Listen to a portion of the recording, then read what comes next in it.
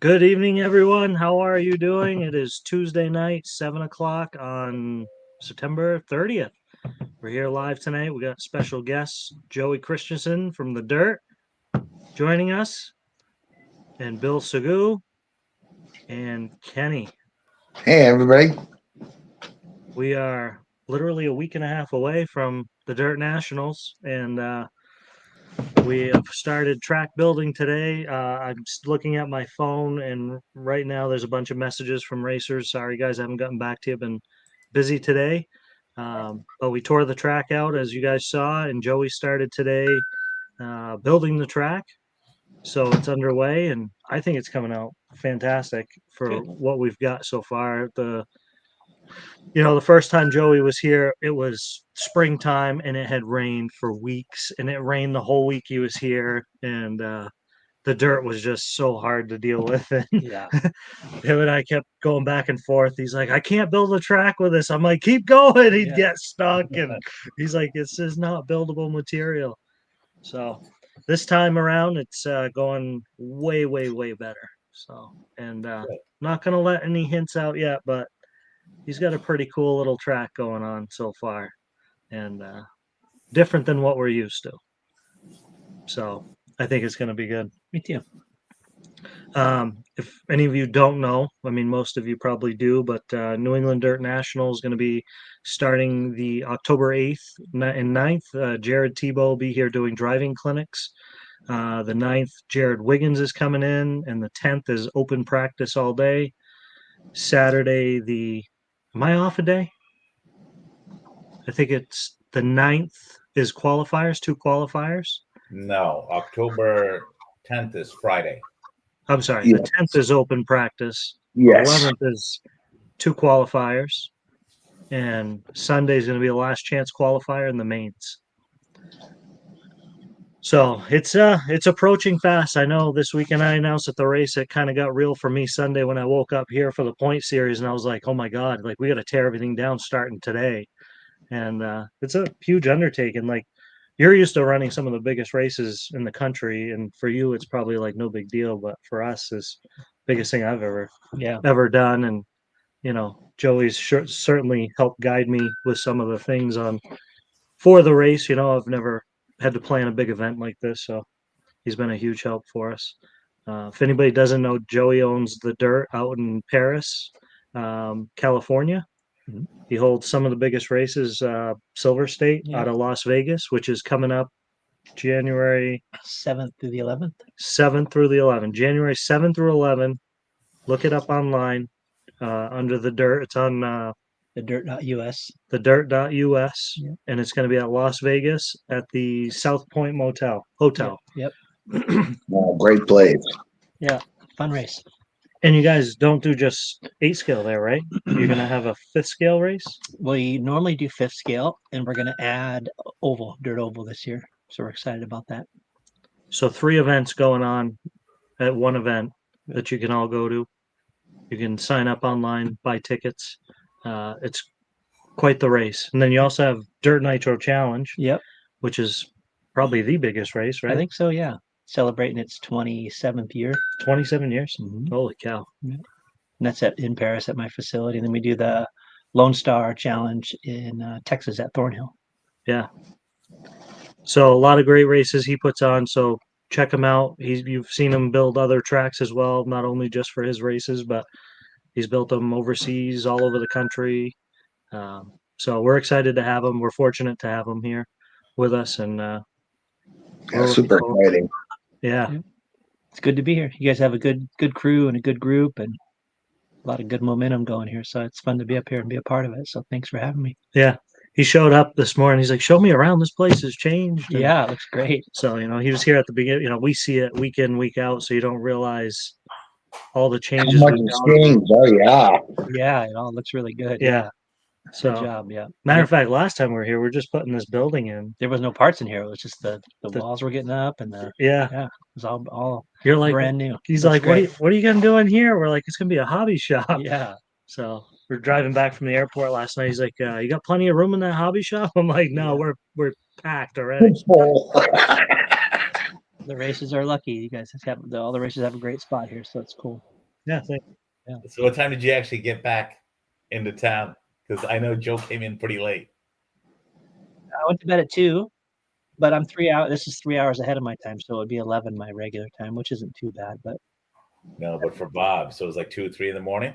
yeah, we have good conversation. We laugh a bunch. So the drive went by fast, and then I got to the motel. I didn't even know it. Into the where I'm staying. I didn't even know what time it was. I just chilled for a second, watched a little Netflix, and crashed out. Everything was good. Slept like a baby. I went to bed at 2 and I felt it because I'm not 3 hours Yeah, behind. yeah, I was all right. Yeah. I got to the airport and figured I'd sleep in the cell phone parking lot, and I fell asleep and I snored, woke myself up, and that was it. I couldn't go back to sleep. Oh, no. Yeah, yeah. Sebastian, what's going on? Sebastian's from Canada. A lot of Canadians coming down. I think there's 28 in total or something cool. crazy like that. Yeah. And Only half of Quebec's coming. I'll tell you what, I was talking to Joey last night about Bago, and he's like, I know him. He's like, what a great guy. And we had conversations. So they actually know each other from Silver State. Yeah, and Nitro Challenge. Just years and years of him coming to my races, and just a great guy. Helps out a ton. He's a big asset to the RC community. He helps all the associated guys. He's just all around good guy. Yeah. He came to the Vermont State Champs, and it was Friday night. We were all sitting by the campfire out here by the hobby shop. He's like, do you mind if we go work on your track? And we're like, yeah, sure, go ahead. Yeah. And they all went out and hand watered the track and tuned it all in. And that was good. We went up there for their race, and man, Kenny came up with us, and that was excellent. So welcoming. Yeah, good people. If Bago, if you're watching or when you watch this, your grill came in for Grilliads. So we bought you a nice new grill. Ooh. I was going to wait for him to put it together because it's in a box. I was like, maybe he'll show up. I'll let him put it together. So cool. Ross McDonald says, hey, Joey. What's up, Ross? TQ Chef, can't wait to see this masterpiece. David Cruz, what's up? I'm excited for everything DPRC. Yeah, David, we're excited to have you up here. Chris Eldridge, what's happening?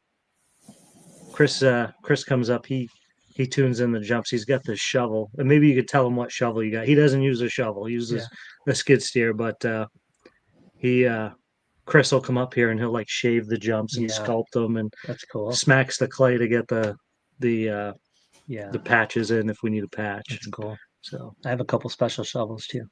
Yeah, the thing is like arched. Yeah. He said it costs like, I don't know, $150 for the shovel or something.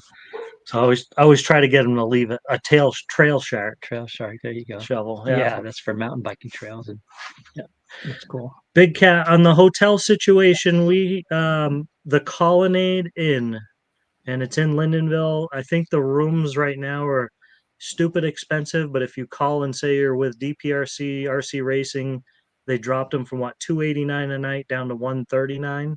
I think you might want to do it because from what I heard from somebody else, is they were getting down on rooms too. Okay.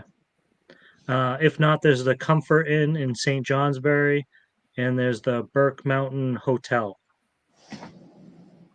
And then there's also the Newport City Motel. That's a little north. That's up by where Kenny lives. But if for some reason the other three were full, that's a hotel option for you. Yeah. Or an Airbnb. Those were always good too. So, and Big Cat, I got your message on Facebook here, and I'll private message you after. We've just been busy all day today. So, what else we got? How many entries we have? 177. 177. Yeah. 177. So maybe we'll break 200. I know a lot of people have been asking online if we're going to have registration on site, and we are going to have a registration tent. So even if you sign up online, still come to the registration tent to pay if you haven't paid, but to verify your transponder numbers before Live RC imports them into whatever the program name is. I don't remember the name of it. Lifetime. So you still come to the tent, but we will have a registration tent here for when you get here. What else should we do? On site. What's Sign the up. Yeah. He's saying you can sign up at the track. Yes. If you're up When- in the air and you haven't got the time off yet, and the wife hasn't said yes, if she tells you last minute, then you're welcome. Come down and sign up. Come on in. Yeah. Does Joey need a car to race? You need a car to race? Well, I'm not going to be here.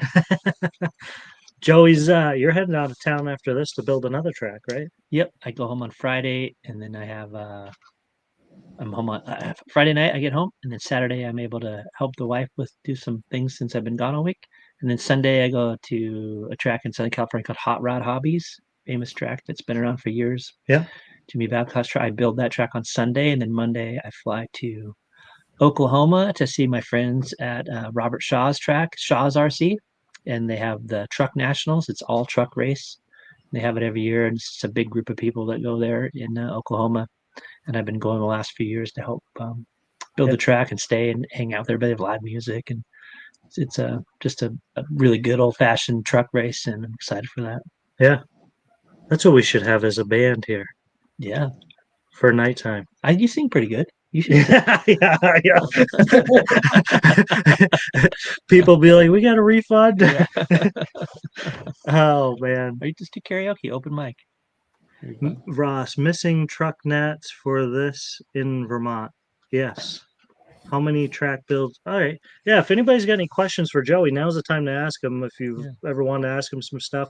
So TQ Chef, TQ lives down, I think, in Mass or Connecticut, and he promotes all the tracks in New England, organizes like a race schedule and posts it so all the racers know what's going on. So TQ asks, how many track builds do you average a calendar year? Yeah. So I used to do more just because I have a 4-year-old now. And so I try to stay home a little more just because when they're that age, I think it's important to try to be around. But in the last few years, I've probably done at the most 30 a year, 30 a year, which was a bunch. And I'm probably down to like 20, I think, a year.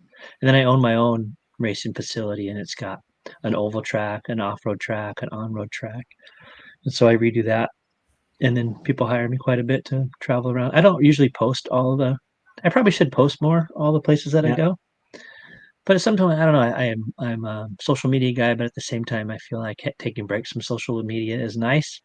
And so I don't post all the places I go, which I feel like it probably would help people, I don't know, remember that I travel quite a bit to build tracks, and it would help my business probably. But sometimes I just err on the side of just being off of it and not having to promote everywhere I go. But if I'm trying to help promote the race, then like here, I try to post that I'm here, basically just to say I'm here and we're going to build a really awesome track, and hopefully people come and check it out. And if you haven't been on a track that I've built before, it's a good reason to come up to the race and enjoy it. Yeah. So I build probably between 20 and 30 a year. And he doesn't use a shovel. I don't use a shovel. Yeah, I try to get it as smooth as I can with my skid steer, and I've gotten pretty good at it. So Bob Robichaud and Rose were here all day helping us, and first thing this morning, he's like, "Oh, as soon as I can get on with the roller, I'll start rolling behind him." And So mid-afternoon, we all looked at the track, and I'm like, "I don't think you got to roll this one. Like it is that smooth right now." So it's very, very good. And the new bucket that you bought helps a lot. Yeah, that thing's nice. Yeah. Last time he was here, we had this bucket. Of course, the clay was super heavy, all the rain. And he comes back with a bucket. He's like, "This isn't working." And I'm like, "What do you mean?" He's like, "The bucket's bent." I'm like, "No, it's not. It's brand new." And we look at it, and it had a little, half moon to it. Yeah. So we bought a new, and then he left, and we were moving that big pile. Remember the big pile of schmegma that was there? We were moving it. We snapped the bucket in half and folded it up. So I bought him a nice one this year. No matter what I did, I would pack the tops of the jumps, and I'd back up and I'd look at it, and I'm like, the jump had this big arc to it. I'm like, I just packed it. I go back and pack it, and I start moving. I look again. I'm like, God, that thing has the biggest arch to it. And so I finally looked at the bucket. I'm like, oh, the bucket has this big arch. No matter what I was doing, it was messing it up. So it doesn't pay to be cheap, I guess. Buy the better bucket. Yeah, luckily it didn't matter last time because the dirt was really muddy. But now the dirt's perfect, and the piles are perfectly saturated, and the bucket's everything's perfect. The weather's perfect. So I think it'll all equate to a really fun track for everybody. Can't wait to see it. Yeah. No pictures. No not until pictures. that's the incentive. You got to come here to see it. That's why I used to tell people, we don't need to broadcast it online. I want people to come here and check it Right, out. come And see it. yeah, but now we broadcast all the races just because it's fun. Big Cat beer tent. Actually, we're gonna have Tarbox Kindred Farms here, and they're going to be doing breakfast, lunch, and dinner. I should post their menu. I do have it. But she also has a bar in their trailer, so the back end of the trailer flips down, and inside is a bar with games. And then she sets up a little area behind it where you can actually drink in the. You got to stay in the gated area just because she has a permit for it. It's not something you can just, buy a Captain and Coke and go drive your car type of thing. Unfortunately, but so we will have a beer tent. Well, we'll have a bar here. So not that we're promoting drinking. Lake Ohio, we need nightly happy hour from 5 to 7 with open bar. Are you offering to pay for the open bar? We'll do it. I'll tell her. Chris Eldridge, I'm happy to fine tune anything with the tail shark. Also, it cost me $196 after shipping from the United Kingdom. So Matt Schrogan, what's going on, Matt? He says, "Evening, guys. Getting excited. We're super excited, man. It's getting real right now for sure." So, has anybody got any other questions for Joey that you want to ask? Feel free to put them in the comments, and we'll ask them as long as they're appropriate. So, what else we got? We had the Point Series 4 or 5 last weekend. That was good. That was a good relaxing weekend and ton of fun. Yeah, Brian Horn, he was here. Can't wait to see the fire jump. Brian, don't give away all the secrets, man. Getting psyched for the event. Yeah. So, who do we see this weekend? We haven't seen in a while. Danny Ziccarelli. from Maine. He made the trip. I guess he got gotten hurt, and That's the trail shark. that's the trail shark shovel.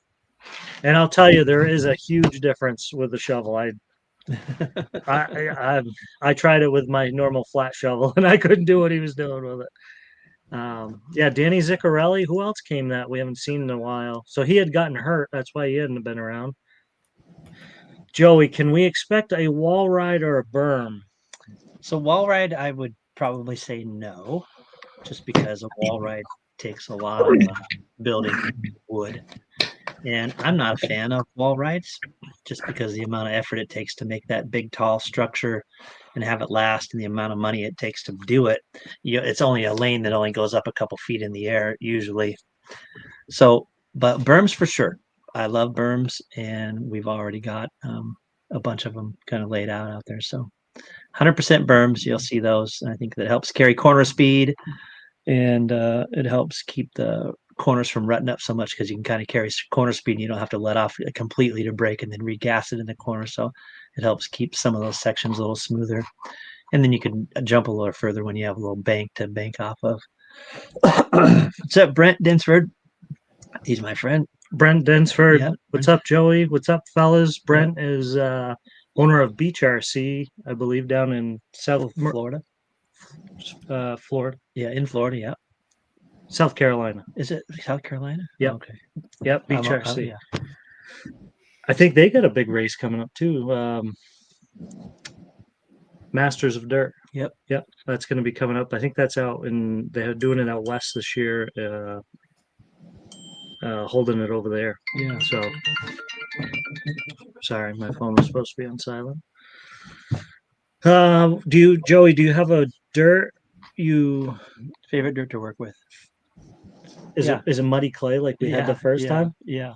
Remember you said to me, he looks at me, he's like, this is a builder's nightmare. Yeah. Well, if you don't work with dirt, then for most people from the outside, it's just dirt and the Bobcat. It seems like it would just come together. Yeah. There's no difference between dirt. But when you're the guy actually trying to make it turn out a certain way, and then people see it afterwards, go, oh, this is really good.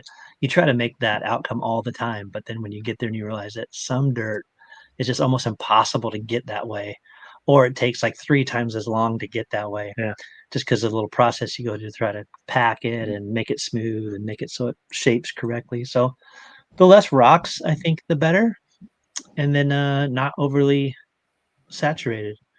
I think that's the main key. Like really, really softer, it's easy to work with and put all together and shape, but it doesn't stay together just because there's no clay in it or binder to keep it together. So it's easy to build with, it's easy for me to work with, but at the same time afterwards, people are like, "Oh, your track blew apart because you didn't make it right." It's not necessarily because I didn't make it right, just because the dirt comes apart. So for me, the dirt that stays together and doesn't have a lot of rocks and is not overly saturated is great because not only does it stay together for the race for the most part, that people can enjoy it and not feel like it just came apart because it's somehow my technique. We used to last year. A bunch of you guys had come up to the track, and it was like a sandy dirt, and it wouldn't hold together, and it would blow out. And that's why we brought in the blue clay this year to keep it together. And I think I don't know. Those piles today look like they were Oh, it looks great. Yeah. they were mint. So Yeah. I think as time goes on, as it mixes up, and you know, It should get it's only getting better. You know. So, and then we've got a new watering technique with the sprinkler system. Matter of fact, the sprinkler system came in today, so we're gonna hopefully set that up and start putting the moisture to it, and hopefully, you know, have it set up how it has been the last couple races. We've had a lot of good comments on the track the last few races that Yeah. we've done. So, Yeah. uh, Tips to properly water.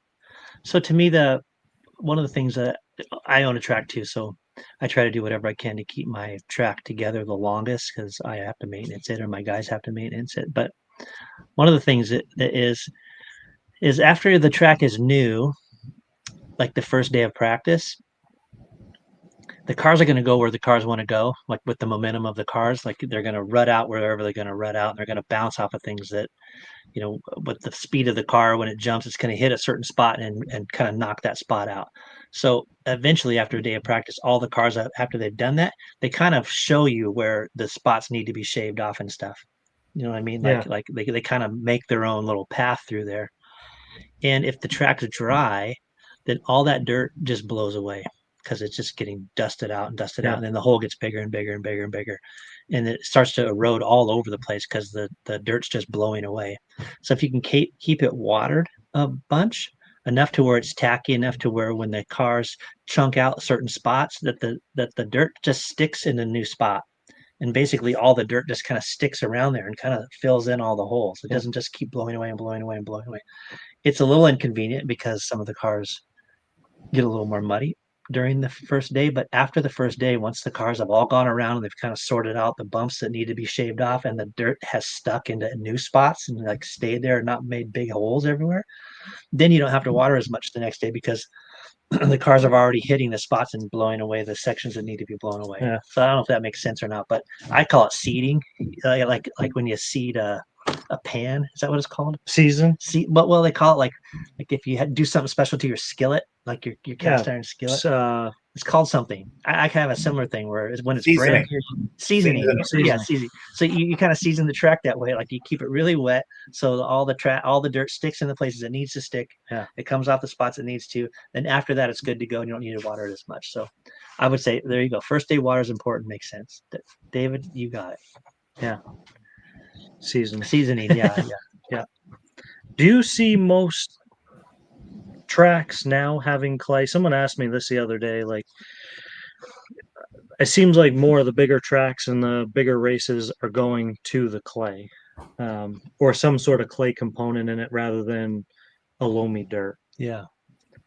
I don't think that those places are buying clay just because if you have ever had to buy dirt, it's like I've had to buy dirt. $30,000 if It's you're trying expensive. It's so much money that unless you're building an indoor like facility where you want it to be high bite, then I would assume that most places are just using the local dirt that they have. Yeah. I know Thornhill shipped in all of their dirt and it was really expensive and he got really good clay and it shows because his track stays together.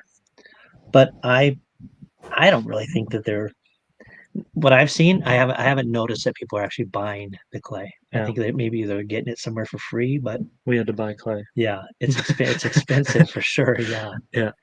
Yeah. Anders, I think you met last time. We Yeah. searched.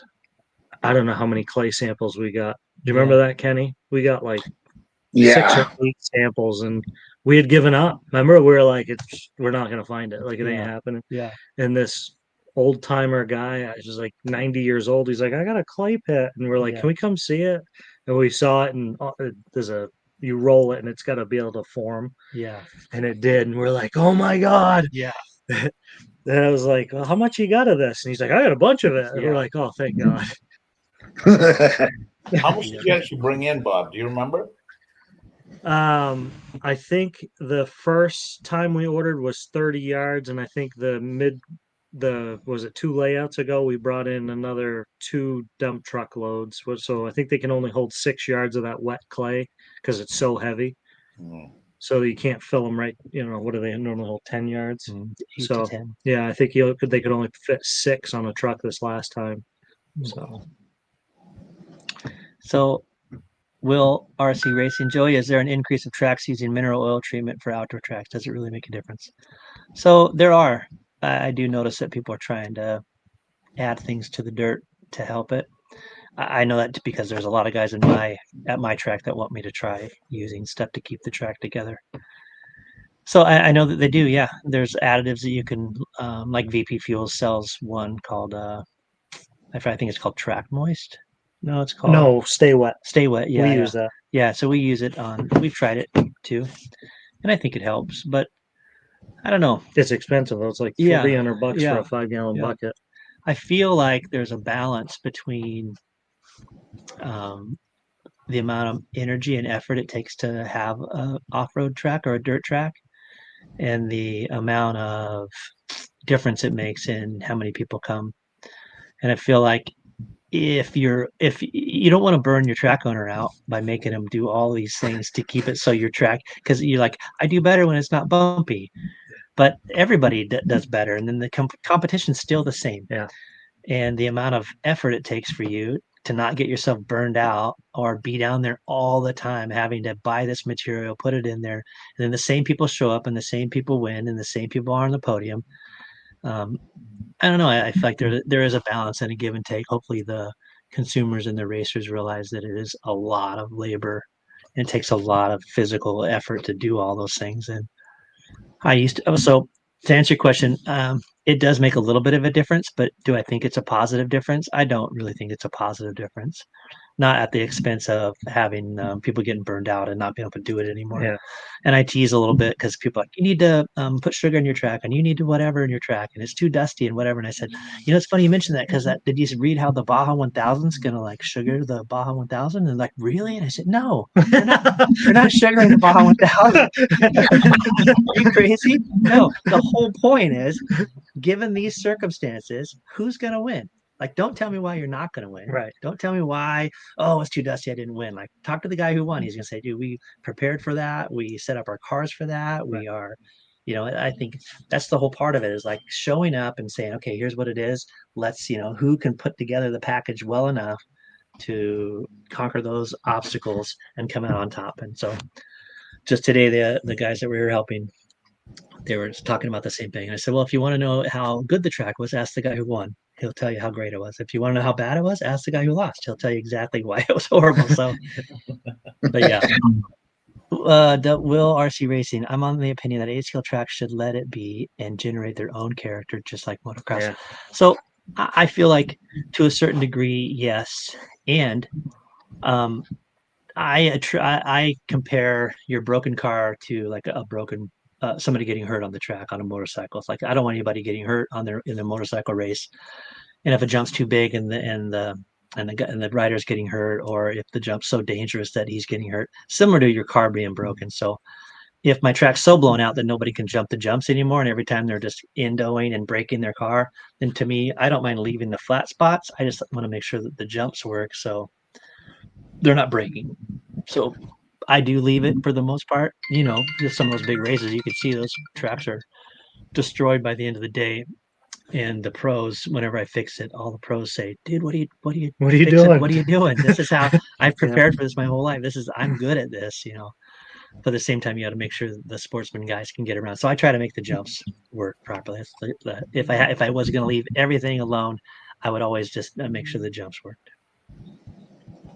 Well, I And mean, big, one thing I've noticed for sure with DPRC, and I've raced, locally in several areas, and I'm not going to name any names, but a DPRC track seems to get blown out the least. I mean, there's Yeah. some bumps here and there. Everyone's driving the same line, the fast line, right? Yeah. But I mean, it really doesn't get blown out like that front triple, Bob. I mean, did you have to rebuild that every weekend, or I mean, it lasted, no, it lasted. and people are accelerating super hard on the approach to clear it. Some Yeah. people are doing double, single, but still, it didn't get blown out. So there's something good about that dirt. It's sticking together. Yeah, it's the dirt for sure. I can tell when I pack it down, like you can just tell by when you run over it with the tracks how much it gives, and when you back drag it, I can tell that it has a really good amount of clay in it. It'll stay together. Plus, when you build it, if you build it just dry, then it's never going to stay together.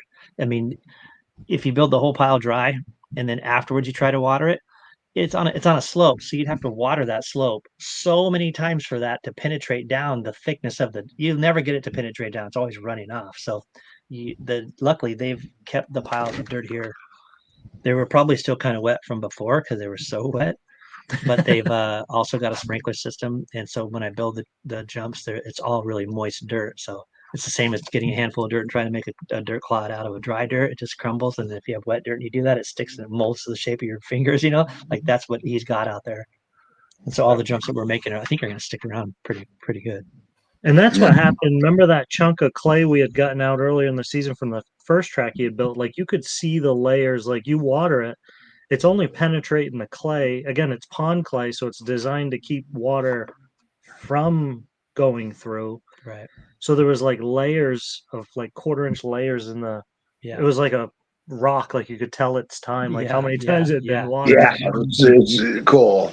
Yeah, it was pretty cool to see, but it was like, the water's not getting through. So Yeah, we got to figure something out. And that stay wet on the clay, I think it worked better last year with like regular dirt, the Yeah. VP stay wet. Yeah. This year with the clay, like we even tried laundry soap. There was one time, one I just did weekend, that, yeah. it was so dusty. How many gallons of laundry soap? We bought like 25, 20, wasn't it? Yeah, something. 20 buckets of laundry soap, dumped them all in the tank, and that didn't help. It just smelled like a laundromat here for the Yeah. weekend. I tried it Really on nice. too, yeah. Yeah. And then like if you put glue in it, then everything has its give and take, like our pluses and minuses. Like glue, it just makes it more gritty.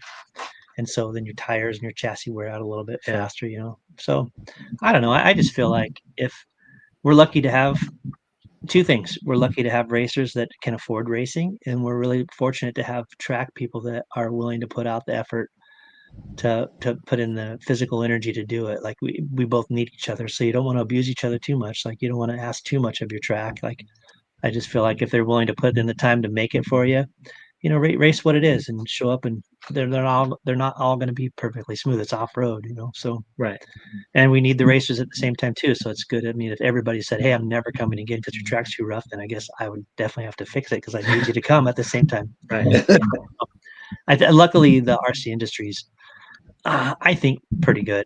I know they're finicky and they're particular, but they're only. I try to tell my guys because there's a lot of complaining in RC when you're a track owner, but if you could categorize the complaints, the complaints are in the, dude, I love RC racing so much. It's so freaking fun. I can't wait to get out on Friday and get my butt down to your track. Can you please just make it so I can make all those jumps? Like the whole thing's in a positive category. Right. So even though they're complaining, they're just still saying like, I want to be there. I want it to be the best it can be because I'm so excited. I'll leave everything behind to come there. I'm probably going to get divorced after this and blah, blah, blah, blah, blah. I'll lose my job, but I spent all the money. So I try to remember that they're complaining in a good way because they want it to be really fun and awesome. So I try to do my best to accommodate that. I don't hold it against them that they're saying, "Gosh, we wish it was smoother." I get it. That's what I enjoy. When we went to Canada, they're in the same drought we are, and their track blew apart bad right on the first day. on the Yeah. the first day. Yeah. but it took like the guys that are just so incredibly fast on a smooth track, maybe down a few notches. So it really came down to your drive line Yeah. of where you went, and Yeah. who made it around the track without wrecking Yeah. or not crashing in front of the slow marshal. And if you're an off-road racer, I feel like it's important to help shape or, not breed, but shape a group of RC racers that is realistic, and you're not just trying to cater to creating a really, really finicky group of racers, because then you just get too burned out. And plus the mental stress of having somebody complain all the time about your job. Like if you went home from your regular job and every person was just complaining to you about how horrible your thing was in your job, it gets depressing after a while. And I know they feel like it's easy to get on the internet and say all the things, so you have to be, as the guy who's listening to it, keep it in mind that they're trying to get it the best they can. But I try to say, if you're really into off-road racing, go watch King of the Hammers. And if you don't know what King of the Hammers is, it's basically an off-road race over the most gnarly obstacles you can imagine. Like it's just a massive rock piles, and No kidding. it's one of the largest outdoor off-roading events in the world. It happens in like Johnson Valley in Southern California. King of the Hammers attracts like 500,000 people, and they camp on it. It's a huge party, and it's like really cool. So if you look, but that's an off-road racing event, and those guys race on the gnarliest obstacles, and somebody wins, and they prepare for it. And the Baja 1000 is the same, and the Mint 400 is the same, and all those races are, you're just racing in the dirt to race. And so I think it's good to be prepared and be able to be flexible and not. I get the younger crowds like, well, I can't win if it's rough. Gotta learn to drive better. Yeah, you got to make this smooth because I can't win. I'm like, I get it, but that's you got to figure out how to race. That's why the pros are like, keep it rough, man. That's how they shine. They've mastered the technique of being able to handle that stuff. And I think there's some fun in the hobby of tuning your car. Like, I think we all chase that extra half a second, Yeah. or we're always trying to get that little bit better lap time. So Yeah. I mean, if your car was perfectly tuned every time and the track was perfectly smooth, Yeah. like, where's the fun in that? I think one of the changes one of the things that I see as a track builder and a track owner is that the track lanes used to be too small for me. And it made it, because if you were to line up a few trucks, Roar is like 8 foot or whatever, and 10 foot for 8 scale. It's just too small. Like a few trucks out there, like it takes up the whole width. So I've been building tracks like 16 feet lanes, like really wide lanes. So how wide do you think those lanes are going to They're be? like 15. Hmm. They're wide. What that does is it allows certain sections to get really rut out like they normally do, but there's a higher percentage of track left that's not rutted out. Yeah. And if you're really, really good, then you can find that 1 foot narrow strip that's like if you're Jared Tebow, Jared Wiggins, who's going to be here, those guys can find that 1 foot strip every lap because that's how good they are. But not every person is that controlled. So the wider your lane is, the more area left that has other lines that you can pick, and you don't have to be spot on within a foot. You have like 4 feet now that you can try to go, not right on the inside where it's rough. There's a bigger, wider window of smoother track. So you have more chance during the race day to have better lines the wider your lanes are. And so I've made all these lanes a lot wider than they were before. I think that helps with racing. Yeah. And it's tough. Like we tried to put in the most track we could. Obviously as lanes get big, as wider, you do that over 3 lanes and you've lost, an extra lane. Yeah. But when you do something to the track like he's doing, I think it brings another element of driving in. Yeah. Look at Bill. He's just wondering. He's like, what is going on up there? Chris Eldridge, as a guy that's been building dirt jumps. So Chris is a mountain biker, BMXer. He's actually going with Tebow. They're going down to a racetrack. I don't remember the name of it. But, so he builds BMX tracks. Can definitely be a balance of condition versus labor. I love the labor of it, but I am a shovel nerd. Me too. I just want to know what color the infield's going to be. Are you going to paint the infield here? I am. Cool. Yeah. So we started painting the infield because Joey gave us the tip on it, and we started with blue or green. It comes out green, but it's blue, and that's really cool. And we tried red, and red doesn't pop on Yeah. that dirt for some reason. It comes out like brown. Yeah. So we used up all our red. So I would expect blue. I will tell you that it'll be blue. And Associated is our title sponsor, so and their colors are blue. Nice. So I would expect a blue track. Wish I lived out there. Be digging all week. I heard zebra stripes. That'd be kind of cool. So Chris runs a zebra car. It's Yeah. white with black stripes. That would be cool. If you want to come up, Big Cat, you can do the zebra stripes. I'll let you do it. Have you ever tried Turfus? Yeah, Turfus. Turfus. Have you No, tried it? no. Yeah, it's like it's similar to like there's a thing called Track Moist that they sell in Canada that a lot of tracks used to use. Yeah. And there's like construction site stuff that helps keep the water in and keeps the dust down. Bago up in Canada, they had put was it flaxseed oil on their track a few years That ago, works. and he said it was great at first, and then he said he told me, he says don't do it. He says I would not recommend doing it for the cost. Yeah. And then he goes once it Smells weird. well he said it like gets brittle, the dirt, like Yeah. it's hard Does weird to stuff to mold it, with, yeah. and they tried heating it to get it to mold again, and so he didn't advise for that because we had gotten some vegetable oil. And I Yeah. was like, I wonder if that would work. And he's like, don't do it. Yeah. So, and I don't think we need to do it. I mean, we've got the clay dirt mix now. So, Yeah. And I think once you have a group of people that's used to running your dirt, just how it is. Yeah. I think that's better for everybody.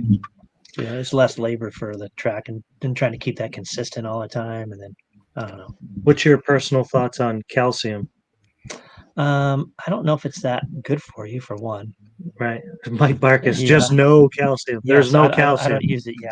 Yeah. I don't use anything for it. I'm an off-road racer, so I'm like, just race it, like, Yeah. just Yeah. come out and race the track. We'll try to keep it together as good as we can and groom it. And every track comes apart a little different. There's no perfect track, really. They all come apart at some point. And it's tough. Like, I know for me at the beginning, it was tough because, like, we want to try to please all the racers, right? We're all here. It's a hobby. Yeah. I don't think anybody here is making a living racing. So, but you hear complaints and you're like, oh, I got to try to fix that. And I got to Sure. try to fix this. And like, you start contradicting, what you're doing. So I think the biggest thing is just try to do the best you can with what you got, Yeah. and we're all racing the same surface. So it's not like, Right. I got a better one run than him. Well, no calcium, please. No, there's Yeah. no calcium. He sees his cast iron. I like that. He's grapeseed or avocado oil. Me too. I do avocado oil. High heat. I don't have a cast iron pan, so Yeah. you guys know they came out with non-stick, right? No, cast iron is the way to go. But it's the same, Bob. What's You that? make- No, I know. You want to make a nice stick like tomahawk steak or something like Yeah. that. It Cast just iron. doesn't work in like a non-stick pan. Yeah, So that's funny. Mike Barkus, I am I'm an RC racer. I'm in a- Racecraft. Racecraft. Yeah. Racecraft, that's a group of guys at my home track. They make the Racecraft stand. Oh, the aluminum Yeah, stands. stand, Yeah. yeah. And you can get them through Beach RC through Brett. Yeah. Yeah. Yeah. So all those Racecraft guys, they have a VIP booth at my Oh, no kidding. VIP pit area. Boy, talk about a fun, wild group of guys. I mean, they're So Joey was telling me at his track, he's got their VIP booths. So pit areas. pit areas. Yeah. So like a room. it's a room. Yeah. So, and how many do you have? So altogether, they're like the VIP, probably 20. So, and and a lot of teams rent them too, right? Yeah, yeah. So, and you go inside, and I saw some pictures of them. There's air conditioning, finished walls, like Yeah, amazing. yeah. So the one team is the Team Racecraft with Chase that owns it, and he's part of it. Brent Denford's part of that also. And then the next group is the Drakes, and so there's a bunch of the Drake group in there, Rhonda and Adam. And then next to that is the Promotion and J&T Bearings group, the owner there, and they have a whole team. Then next to that is the TZO group with Nick and his brother and all the TZO team. Yeah. And then Techno has the full pro huge 20-foot container with all high tech with key card you can touch and it opens it, and No they have way. cameras everywhere and air conditioner TV. Like they have a full race pit there, and then the Associated guys have one. And there's a bunch. So we have the Losi guys have one. And these guys are doing research and development and everything. Yeah, at they're your there track. all week. Yep, my track's open pretty much all the time. So they're down there every week testing and doing new stuff. And I got to keep it. I usually can't videotape it or anything because they got rocket ships on the back of them and all kinds of weird stuff. He was showing me he can go log on his phone. He's got a camera that he can see out his announcer booth of all the people on the track at the time. And he can even talk to them from his phone From onto here, the yeah. track. Yeah. So it's good because sometimes people like next thing you know, the guy's not looking, his little kids out there running around, or their dogs are out there, or taking there's a the hose crap. broken and Yeah. it's just leaking, and I can get on there and say, hey, Shut the water off. shut the water off. Yeah, it's a good way to keep an eye on it. Yeah. And say hi to everybody. Luckily, the RC community is a really good group of people, and they are. Everybody's trying to follow the rules, and for the most part, they appreciate what we have. And it's a small group, and we all try to look out for each other. So I'm glad I'm a part of a good group where I'm at. They're all great people. And speaking of which, we all thank you guys for Sunday for taking the pipe down. I think that track was stripped in 20 minutes? If even that was quick. That was a huge help. Pulled all the spikes and pipe, and it was a huge help. And Joey, I think, was appreciative that he didn't have to tear a track down when he got here. Super nice, yeah. So gives him extra time to build some extra cool stuff, right? That's right. Is there going to be any loop-de-loops, you think?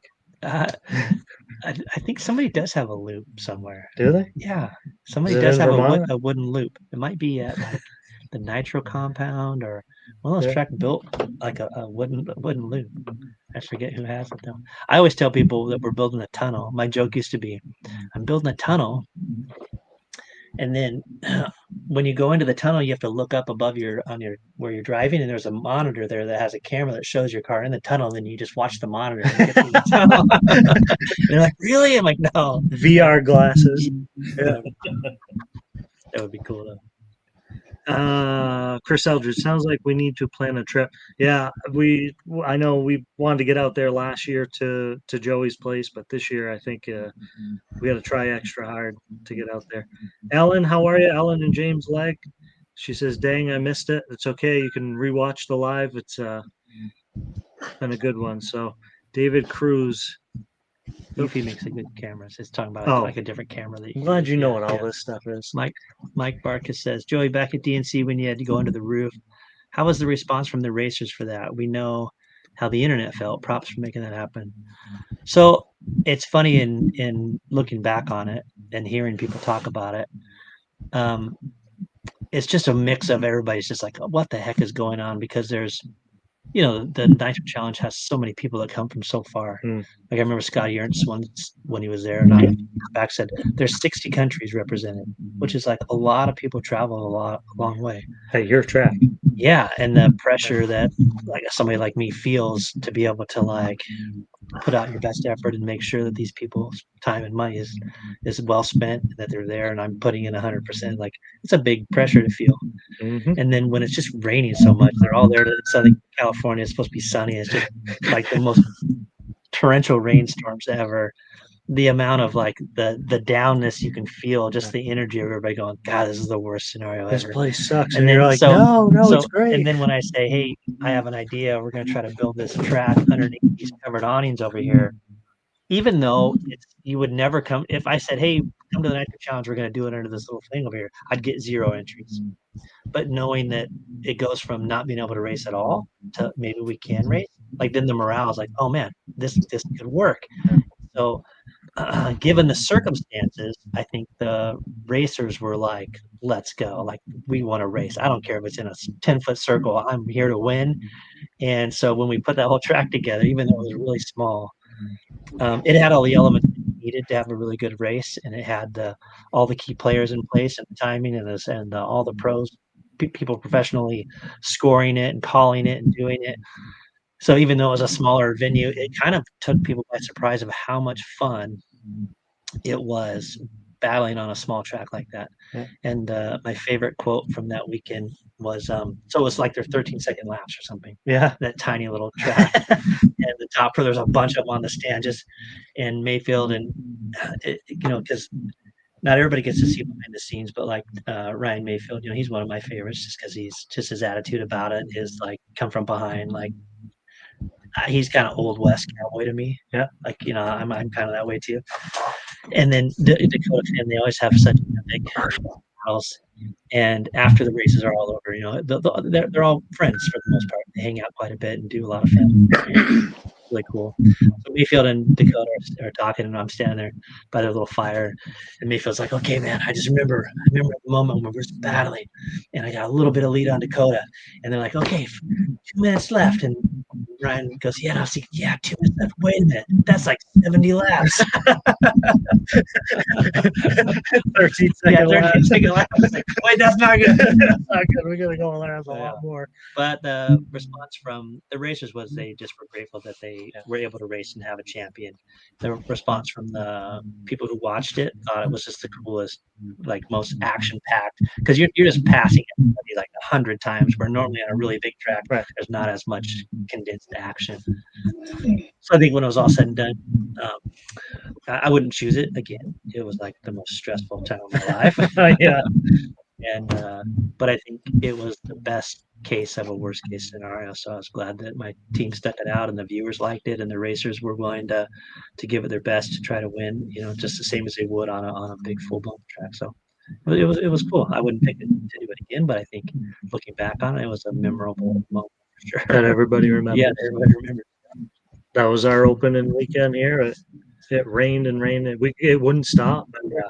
We ended up, I think we went out and bought $1,000 worth of tarped the track, put heaters under the track.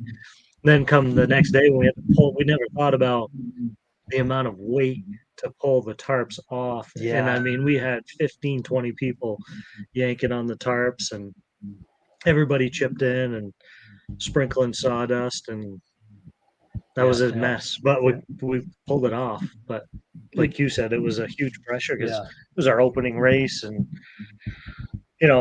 everybody was here. Yeah. So it's like, oh my God, what are we gonna do? Yeah. It's kind of like how I feel about this race. Like it's like, oh boy. Yeah. There's a lot of anxiety about it. During that, underneath that, since we're on the topic of under those, it's a fairgrounds, and those are the livestock barns. So they're covered on top, and they're like angled like this. There's like 4 in a row. So it's up, down, up, down. And after we get it all done, the track's built. There's this leak in the corner, right where that comes together. It's just leaking down right when they're coming onto the asphalt, and it just gets more and more and more.